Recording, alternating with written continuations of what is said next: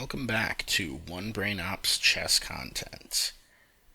So, I'm back again with another game today, and this one is one of my favorite games that I've ever played. There is a story behind it, so for those of you who are impatient and want me to just get straight to the content, there's a time code in the description. And yes, Daniel, I'm talking to you. Because when I asked Daniel for feedback on my first video, his big thing was, make the introduction shorter. Well, that's not going to happen this time. This tournament was just over 2 years ago. It was played in 2023. And it was a fundraiser event for our conference. Basically, the way that this tournament was formatted is there was a non-rated section for a lot of the beginner students on our teams, and then a rated section for any of the students who had ratings, and several of us assistant coaches were roped into playing as well because some of our students really wanted a chance to embarrass us in a rated game. Thankfully, for me, that last part did not happen in this tournament.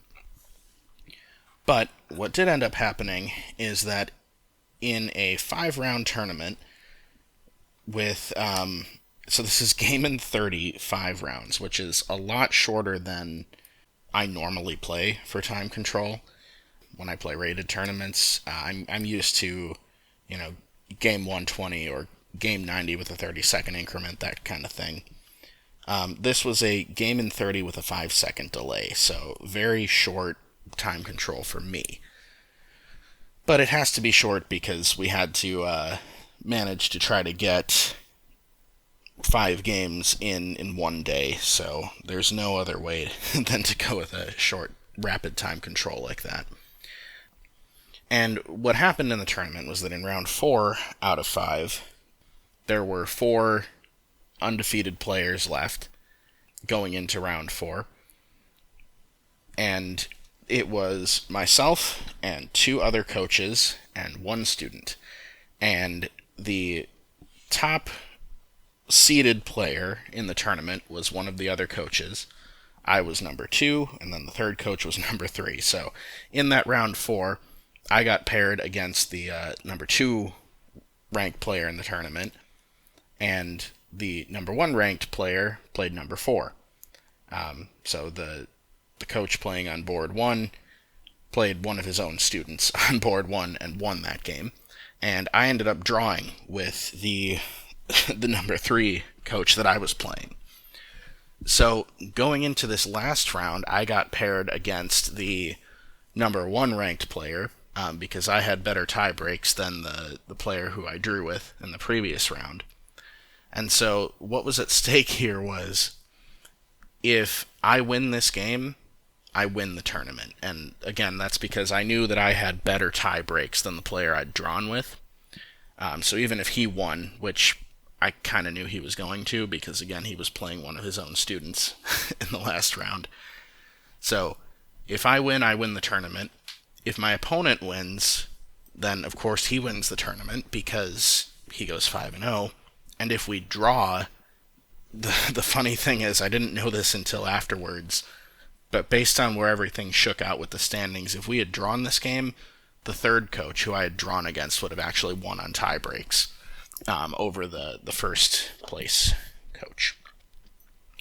So anyway, all of that is the setup to the game. So now let's get into the actual game itself. So welcome back to those of you who decided to skip to this point in the video. I really hope that with those extra few minutes, about 4-ish minutes that you got from clicking that you will go on to change the world with that extra time that you saved. So, getting into the game, I had black. d4, knight f6, bishop f4, d5. So, London system, very standard, especially nowadays. This opening, it's funny, nobody ever played this. I was not at all familiar with it until I was well into adulthood. and now it's like every beginner knows this, and even strong players play it. Okay, so London system. My standard way of replying to this has always been to play knight f6 and d5 together, and then play for a quick c5. I might even make a video about this at some point. It's a very strong line against the London, and that's what we went into in this game. White plays knight f3, which is not the typical London move. You're supposed to wait to develop this knight and play e3 and knight d2 first, typically, and then usually get your light squared bishop out as well. That's not going to become relevant in this game, but it will if I ever decide to make that other video. Anyway, c5, and now c4. So the normal London plan that I'm sure everyone is familiar with is to play e3, c3, knight bd2, bishop, usually to d3, sometimes e2, and castle, and that's your opening. You get all your pieces developed, and you play from there. c4 is a bit of a break in that, and for some reason this was a total blind spot for me in this game. I had never considered, in all the times that I had played this position as black, I had never seen the move c4 here, and I had never considered that this was something that could be played. So already this is a very complicated position, and I am completely out of book with all this tension in the center, lots of captures to calculate and try to figure out what to do with. For the record, the engine says c takes d4 is the best move here. I played knight c6, which is not a bad move by any means, but it is not the engine recommended move. It's still basically an even position, though, and it continues on with knight c3. And this, of course, is part of the idea of playing c4 for white, is to allow the knight to go to c3 instead of having to go to d2. So queen b6, which is in line with my typical London, or rather anti-London idea of targeting the b2 pawn very early. It's basically taking advantage of the fact that very early on white has moved the bishop off of the defensive b2, and so you're using that and counterattacking it with the queen. In this particular line, though, with c4, what I did not understand is that this no longer works, and what I just completely overlooked in a bit of panic and surprise, I just overlooked the very basic threat of knight b5 and knight c7. And there's really no good way for me to stop this. Now, again, according to the engine, the best move is actually to capture here first and then go for this idea. My opponent just played knight b5, which is still good. The difference there, it's about +2 if you take the pawn first and +1 if you play this, according to the engine. So white is still doing very well out of the opening here. We're not even out of the opening. So now I've got to come up with some plan to counteract this. And again, this was a game in 30 with a 5-second delay, and I spent about half my time on this move, just trying to see a way out of this this fork that's coming on c7, and just try to figure out if there's some way for me to continue on really at all, and what is my best chance of being able to create complications and get a counterattack. And ultimately, I did not land on the best moves here. I did my best to try to survive this in the moment. The best move, according to the engine, is e5. This was a move I considered, the idea being just to essentially cut off the bishop's path to the c7 square. And so I'm basically just giving up the e-pawn in order to try to stop that. And if the bishop captures back, I can recapture with the knight. What ended up happening instead, though, is I played queen a5 check, which I believe is the second best move according to the engine. It's only slightly worse. And I was anticipating when I played this that white would not want to trade queens. I don't know exactly why I thought that, but when he played queen d2 instead of blocking with either the bishop or the knight, I was surprised by that. And then I was surprised again when, again, not wanting to burn too much of my remaining time after having already just burned half of my clock for the entire game, I had to make a decision fairly quickly, and so I did trade queens. So queen takes, and then I was surprised again when my opponent, rather than taking back with the knight or the bishop, decided to take back with the king. And the engine actually does like bishop takes better. I think it just doesn't want to give up castling rights. But there's logic to taking with the king, because if the knight or the bishop retreats, it takes them out of the attack. It makes it so that e5 actually will stop this fork. Because after king takes, I throw in this check, knight e4, but then my idea really is still to try to play for e5. So knight e4 is a nice kind of in-between move to activate my own knight. And after the king retreats, now e5. The problem is that because white left the knight and bishop where they were, he has access to knight takes. And so what'll happen if I don't do anything to prevent it is that this knight is just now going to move away on white's next move, and the fork threat is back on c7. Oh, that last arrow didn't go where I wanted it to, but it's okay. And really there's no way to prevent that. So my only option is to just try for a counterattack. And again, in this whole sequence, I'm not finding all of the top engine moves, because I'm not an engine. e5 was not even the best move. The engine wanted me to capture on d4. And then here in this position, it wants me, of all things, it wants me to play g5 here. I don't understand all of these engine ideas. Okay, actually, well, okay, I can make some sense of this one. The point is that if the bishop tries to retreat to g3, I can trade it. But anyway, I end up playing knight takes d4, so going for a counterattack instead, the idea being I'm now threatening my own fork. And you're starting to see why the video is titled as it is. You can probably make a guess now, but hold on, because it gets even more crazy. So white does go in with knight c7, and then here is an interesting moment where I have two legal moves, and according to the engine I chose the wrong one, but I think it was a good practical decision. So the engine wants me to play king e7. The reason that I didn't do that, I played king d8 instead, because I was actually wanting to bait white's next move of knight takes f7, so playing a third fork in the position, and now the knight on c7 is defended. I shouldn't say a third fork, because this one hasn't landed yet, but it will.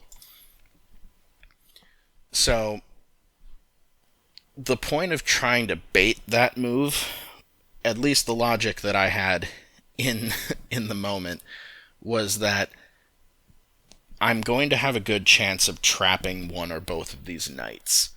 And ultimately that is what happened in the game. And I thought this gave me better chances. The engine disagrees, but I actually do think that against a non-engine opponent and against a grandmaster opponent, someone of my own level, I think that this actually does give me better practical chances. Okay, so now king e7, so I am forced to move the king again, and I went to e7 rather than d7. Knight takes h8 because that knight was attacked. Knight c2 check, king d1. Knight takes a1, and now you've seen three forks happen. Rook g1, avoiding the final fork, because after the king moved to d1, knight f2 was threatened, and white did manage to avoid a fourth rook getting forked by a knight. So that's disappointing. He didn't blunder into that by capturing the rook. It would have been very funny in this position if he had taken the rook and then allowed all four rooks to get captured in the corners, but no, he did not. So now g5, and again, not necessarily the recommended move by the engine here. It wants to just develop the bishop on c8. It wants to actually just play bishop e6 instead. But the point of g5 is not so much to harass the bishop here as it is to open up the g7 square and try to get my bishop on this diagonal. My whole idea of this, and the reason that I allowed this second knight fork, my reasoning was that I wanted to try to win this knight, and hopefully, if I could get lucky, use the bishop on that long diagonal to also save my knight on a1. And that is ultimately what ended up happening. So, in this position, white is still definitely better, though, if he plays it correctly. The correct move is actually to play knight takes d5 check. So, give up this extra rook fork. Don't take it. Instead, retreat the knight, and then after I get out of check, it wants to just retreat the bishop. And it doesn't want to go to g3 because it doesn't want to allow me to trade it. So that's what white should do, and if he plays that way, he should ultimately win. He's better. He's up a couple of pawns, I believe, in material, and once he gets the rest of his pieces developed, he'll be able to sort of press that advantage. Yeah, he'll ultimately be left with, on the king side here, he's going to be left with all four of these pawns against two of mine. And that's the purpose of bishop e3, by the way, is to preserve the f2 pawn. So, if he just takes a step back and plays this patiently, he'll have a very straightforward winning position. And I don't fault my opponent for not playing that way, because when you're in this sort of a crazy game like this, and there's tactics flying all over the place, of course you just want to win. And so I'm sure he was just thinking, well, I'm still going to be winning after I take that second rook.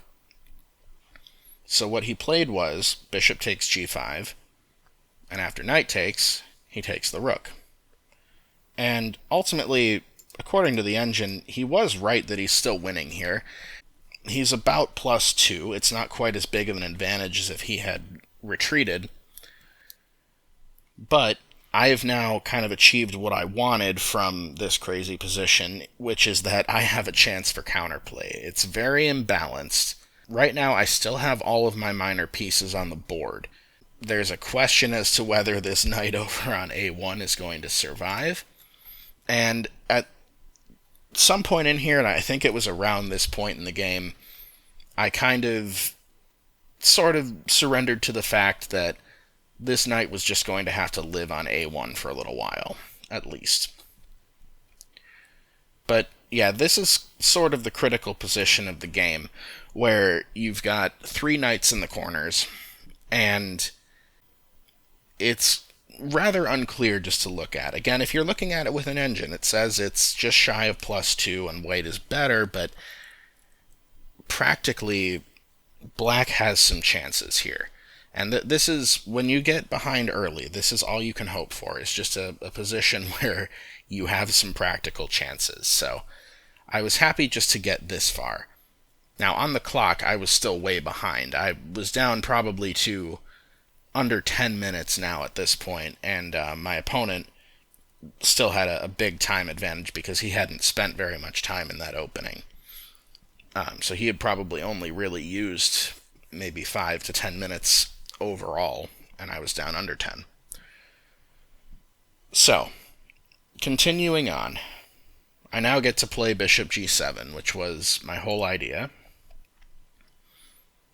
And here, white really needs to play king c1, the idea of which took me a little while to understand. It's not actually about going after this knight.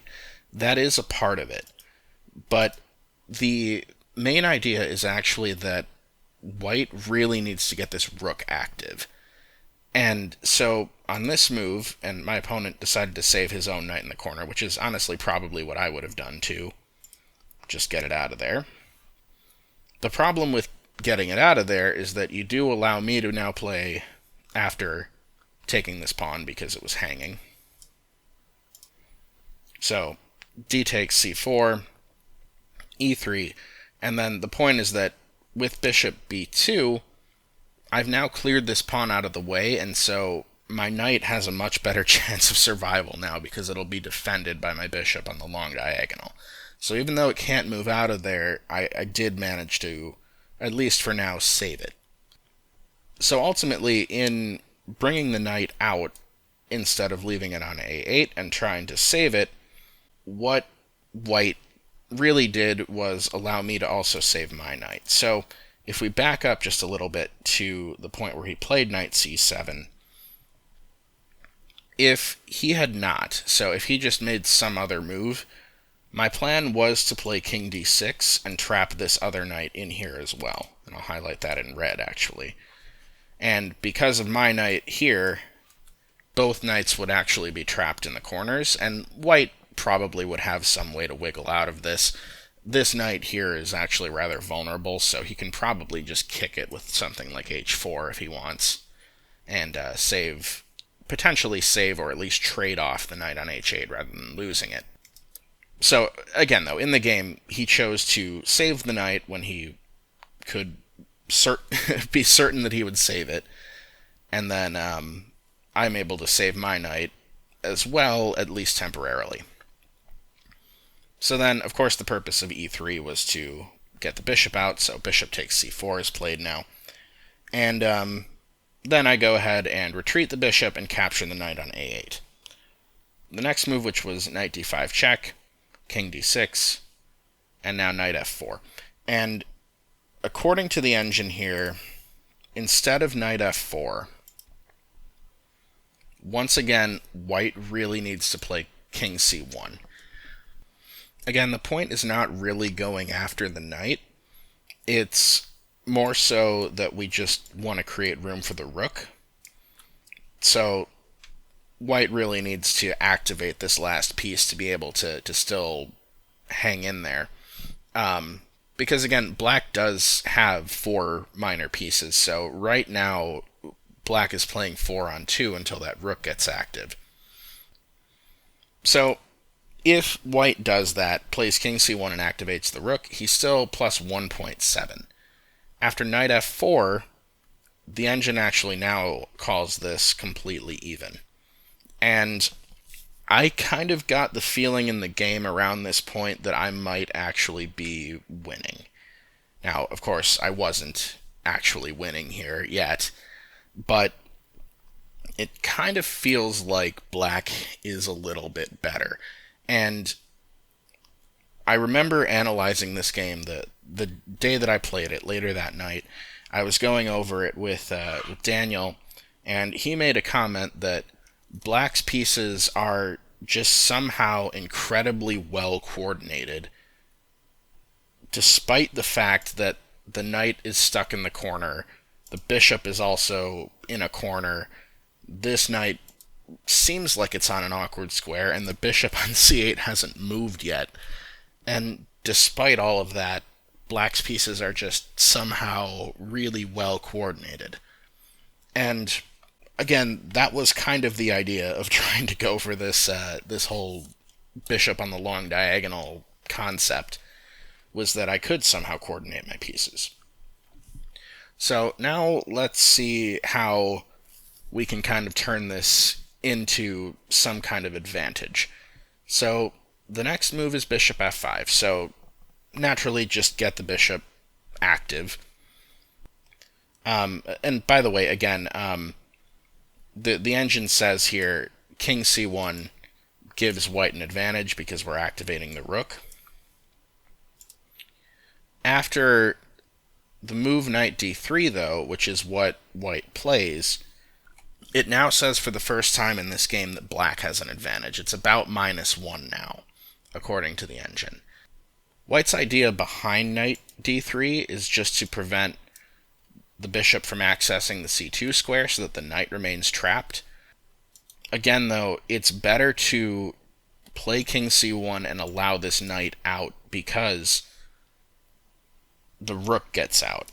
And essentially, you're keeping your own rook stuck in order to try to trap this knight, which is not worth it. So, now black actually has an advantage, and I believe from this point on in the game, I actually never gave up that advantage. I certainly didn't play perfectly. I was playing with very little time on my clock for the rest of this, and it is a complicated position. But I don't think that the eval bar ever actually swung back in white's favor here. And I'm, again, as always with these videos, I have the engine up on my other screen, so if I turn out to be wrong about that, I'll point it out. So, king c6, the idea here is that the only real long-term advantage that I have is going to be this passed pawn.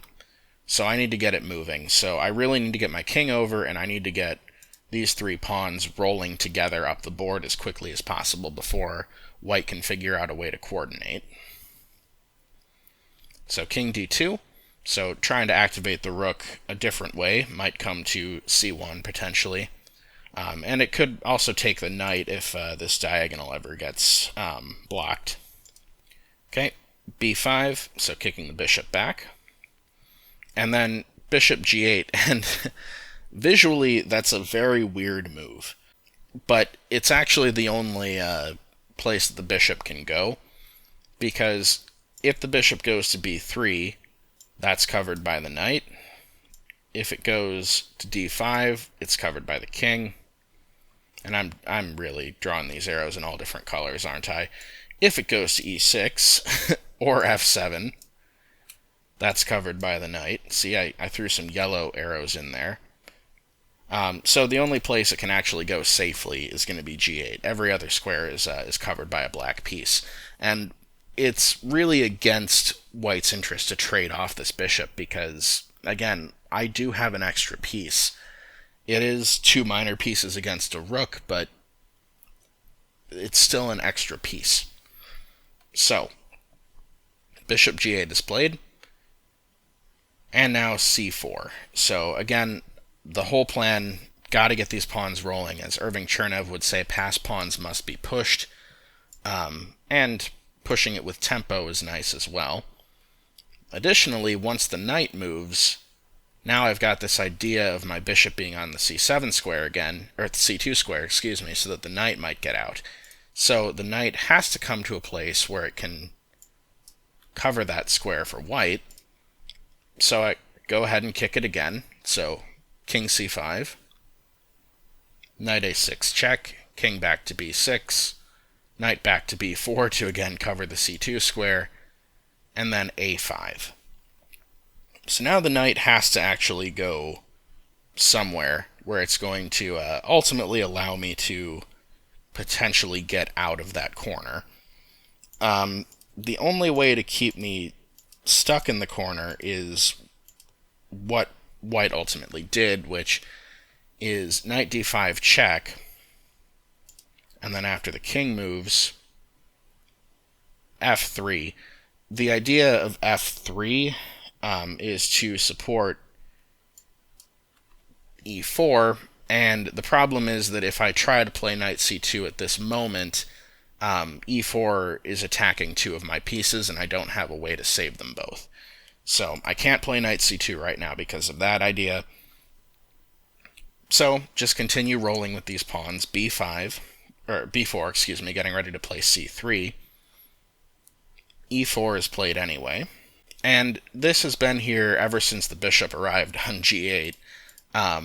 bishop e6, I basically could have this bishop trade whenever I wanted it, and I waited until it was no longer going to be possible for this bishop to help my knight get to c2. Now that this pawn's on e4, that can't happen anymore, so now I'm okay with just trading the bishops. So we do that, and white was forced into that trade. The knight here on g5 still did defend h7 all that time the bishop was here, so there was no chance to capture that. So bishop takes, knight takes, and now how do you continue on here as white? What do you do? Suddenly these pawns are starting to get kind of scary. The engine basically wants to just go for a counterattack as quickly as possible and start rolling the pawns on the king side, which makes sense. My opponent went for king c1. So unfortunately for him, he played it a bit too late here. And now in this position, the engine does want to just play c3, and you can get away with it. The reason I didn't is that I don't really want to cut this diagonal off just yet. I wanted to prepare this. So instead I played knight d4, which does interrupt the diagonal, but the knight can easily get out of the way, whereas the pawn might not be able to. So if the king were to go to b1 here and attack the knight on d4 could move, and the knight on a1 would be defended again. So instead, rook d1 is played, and now the knight finally gets out of the corner, knight a to c2. And again, this was not the most precise line according to the engine. The engine was fine with just playing c3 because apparently it can see far enough to know that the knight on a1 is not going to be captured, or that capturing it will lead to worse things happening to white. I couldn't see that far in limited time, so I managed to find a way to free my knight instead. And now after knight c2, h3, so the thing is, white is kind of paralyzed here. There are better moves to try to fight this for white than what my opponent played, but it's really actually very difficult to find them. I don't blame him for not finding them at all. So h3, knight a3, so getting off of that c2 square and getting out of the way so that the pawns can start moving forward. Rook d2, and yeah, the problem, there's actually some pretty nasty threats here that white has to deal with as well.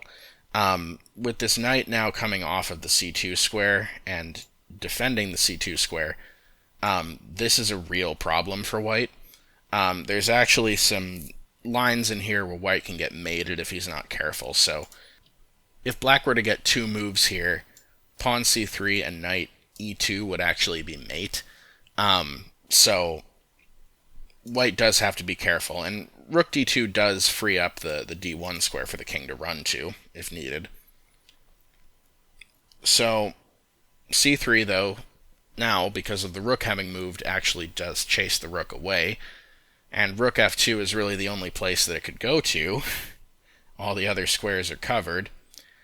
And again, the engine in this position just wants to play pawn to c2. I, again, am not able to see as far ahead as quickly as an engine can, and I didn't want to disconnect the b and c pawns just yet.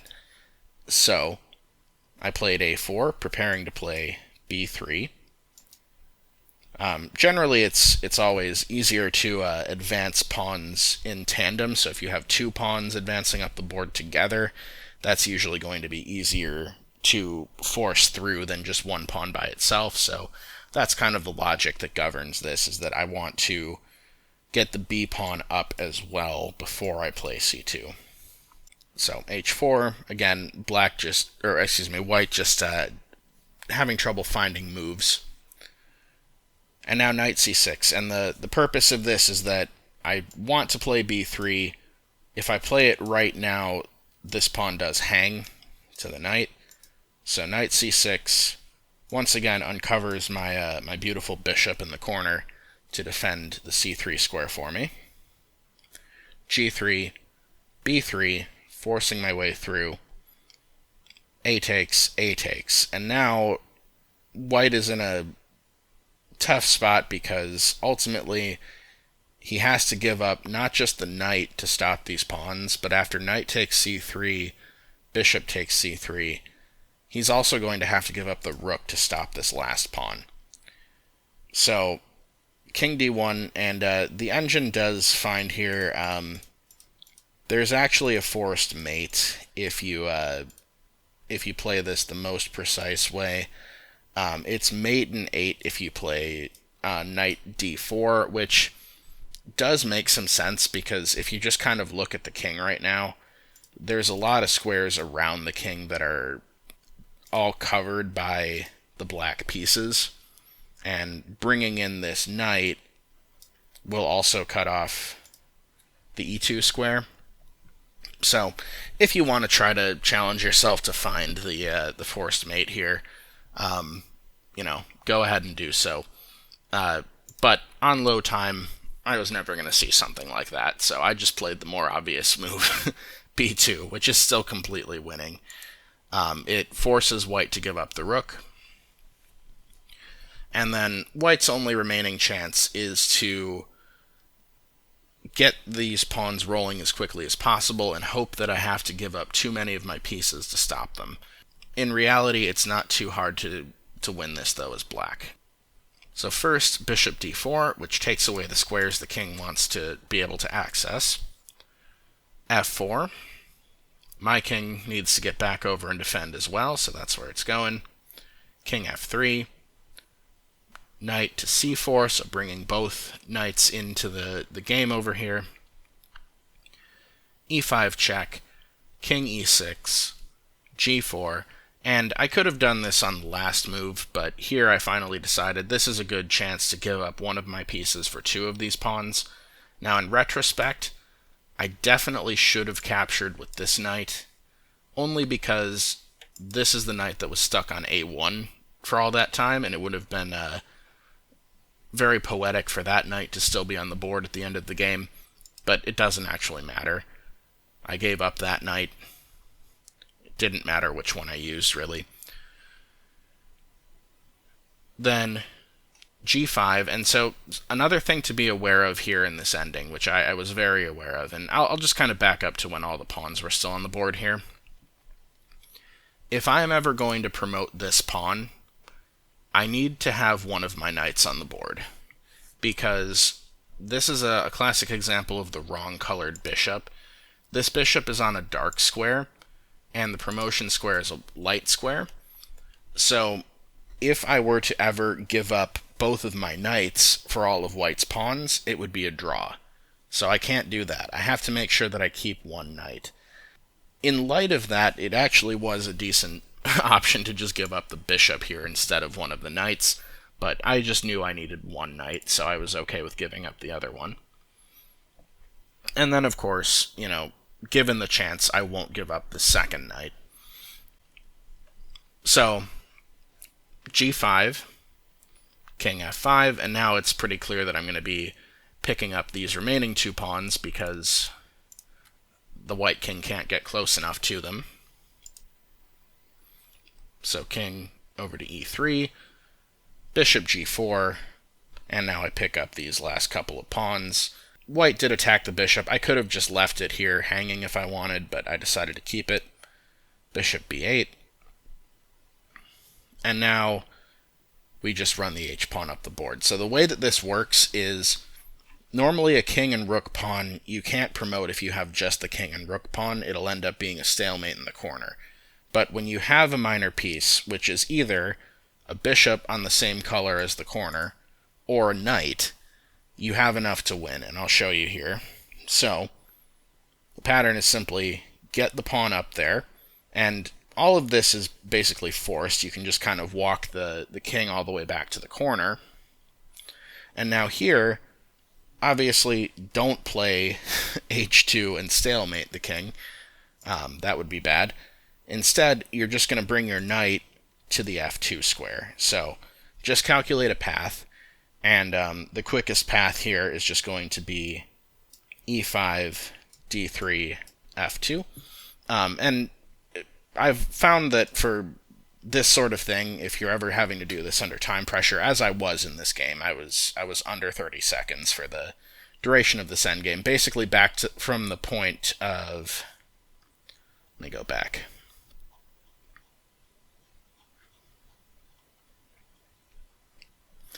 Yeah, basically from the point of white giving up these pieces here, I was under 30 seconds on my clock. So I was basically playing this entire endgame just on my 5-second delay.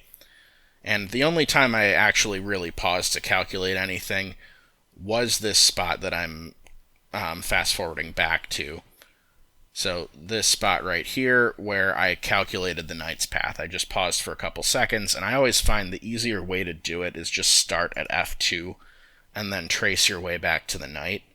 I don't know if that is helpful for everybody. It's probably equally easy to start at the knight and trace your way to F2, but I've always found that it's easier to just do it in reverse like that. That's just how my brain works, I suppose. So, anyway, knight e5, king g1, knight d3, king h1, and then, of course, the move knight f2 check would force the king out of the corner, and then you just queen the pawn. Instead, I played a tempo move with the bishop. Careful not to play bishop a7, which would stalemate the king. So instead, bishop c7. And the point is that now, after h2 check, the king goes back to the corner, and knight f2 is mate. Of course, white could survive a few extra moves by playing king f1 and letting me queen, but I had a feeling my opponent wasn't going to do that, and he didn't. So, that was that game, and yes, I ended up winning the tournament with the tiebreaker over the other coach that I had drawn against, and the victory against the 1 seed in the final round there. So, yeah, one of the craziest games, if not the craziest, that I've ever played, and honestly one that I'm very proud of, even though it started off so terribly. There's something satisfying about fighting your way back when you make early mistakes like that. So that's what happened in this one. I hope you enjoyed it and learned something from it, and I hope that you all get to win a game that is that insane at some point in your life. Thank you for watching One Brain Ops. See you next time.